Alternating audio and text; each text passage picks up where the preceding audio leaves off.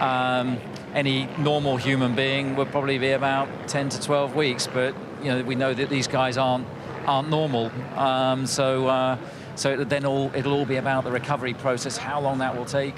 Is it going to be 3 weeks? Is it a month? Is it 6 weeks? Daniel Ricciardo's 2023 season hasn't been off to a great start, and right when he was supposed to prove himself the most, he just wasn't able to keep the car within the white lines, and that cost him much more than he could have hoped for, a broken hand. To add salt to the wound, his replacement, Liam Lawson, has shown extreme potential and even outperformed Tsunoda in his first race with a lot less experience in the sport compared to the Aussie. So, will Red Bull decide to go down their traditional pattern of training drivers in the academy and then sending them in the senior team after Lawson's debut, one that will be extended for a couple of more races? Ever since Liam Lawson was put in as a replacement for Daniel Ricciardo, the F1 world expected nothing less than a spectacle on the track. Although he has little to no experience in F1, appearing in free practice sessions here and there, Lawson has been dubbed one of the most appealing candidates to replace De Vries, and the only reason why Ricciardo was picked over him was the experience and popularity that the Aussie brings with him. However, it's safe to say that Lawson is an extreme talent, and he even finished third in the F2 Championship last year, which is higher than Sargent, who is currently performing in F1. The world of this sport is quite strange, and sometimes it's even hard to understand. But what's even more interesting is the fact that Ricciardo might be done and dusted as fast as he arrived back in the sport, and all of this depends on how Lawson will perform in Monza. While there aren't any official statements regarding the future of the New Zealander, or whether or not Red Bull will keep him in their academy or their sister team for a longer period of time, there is a certain pattern that the Austrian team follows whenever they're facing difficulty with a struggling driver. However, this time the nature of the injury is not one from which you can come back easily, and we've seen it with Stroll, whose wrist injury that didn't seem to be that bad, gained from a biking accident, prevented him from performing at the best possible level in the first race in Bahrain. Ricciardo's fracture turned out to be even more complicated than we would have originally thought, and that was said by Helmut Marko and Peter Bayer. While both of them agreed that there is no plan in place to put Lawson in AlphaTauri for the long term, we mustn't forget that there wasn't a plan in place to sack De Vries after just 10 races in the sport in the worst car on the grid. So imagine what could happen if Lawson somehow manages to outperform Tsunoda in the same machinery. That precisely happened in Zandvoort, and while it was mostly because of Tsunoda's penalty of 5 seconds, it's still something that deserves huge applause. This was Lawson's first race. He made some brave moves, and not only that, he managed to keep the car within the white lines whenever the conditions change, something that not even Perez, Joe or Sargent, who are all more experienced drivers than him, managed to do at certain points of the race. It was a shame that Lawson wasn't able to score points, but one thing is for sure, he's eyeing an F1 debut sooner rather than later, but not just as a replacement driver. Obviously, the ultimate goal would be for him to be the starting driver for any team that would be willing to offer him a seat. And at this point, with him being part of the Red Bull Academy, that would either be Red Bull or AlphaTauri.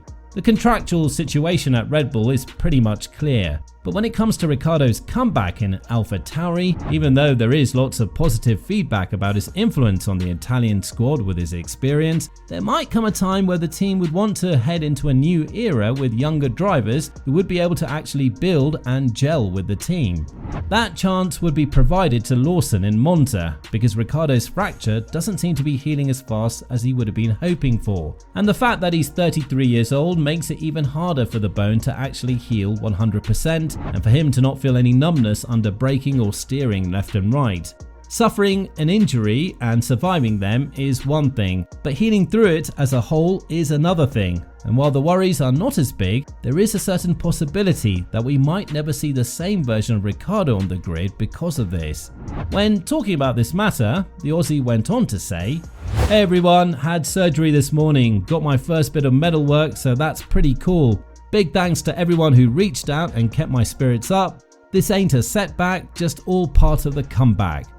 But even with this positive mindset, the fact that the injury remains as serious as Marko and Bayer described it remains as it is, and Helmut Marko's assessment was quite brutal about this matter, as he went on to elaborate.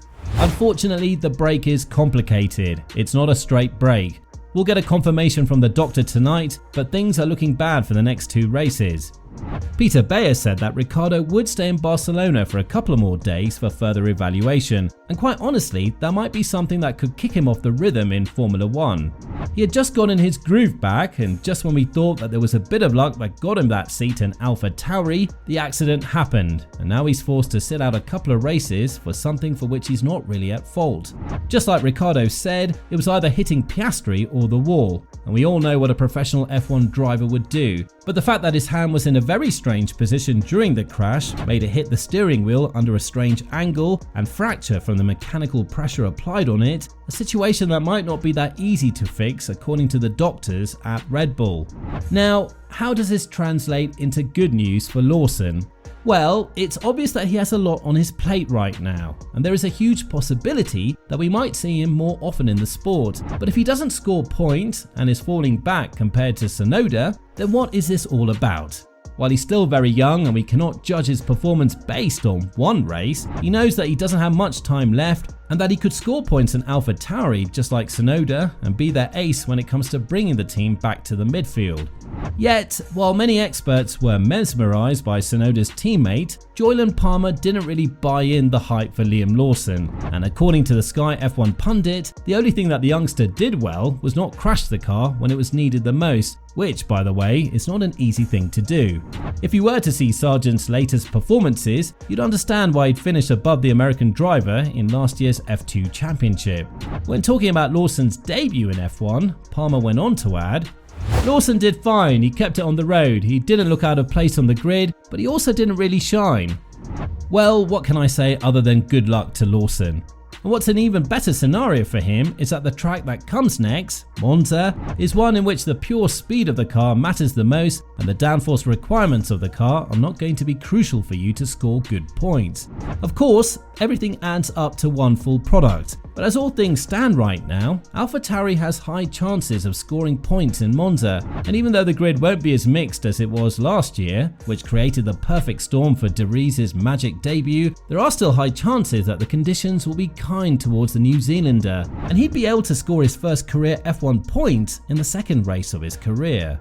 Yes, AlphaTauri does hold the worst record on the grid, and you'd think that they are the least desirable team in Formula 1 right now. But what people seem to not understand is the fact that it's better to be in Formula 1 with the worst team on the grid rather than sit out and wait for an opportunity with the highly ranked teams. Lawson, for one, understands this better than anybody else, and it seems like we're going to see more out of him due to the fact that Ricciardo's fracture is not going to heal as easily as we had hoped for. So, after listening to all this, do you think that Red Bull would pull the same move on Ricciardo as they did on De Vries if Lawson showed that he could score points with the AT04? Let us know in the comments down below.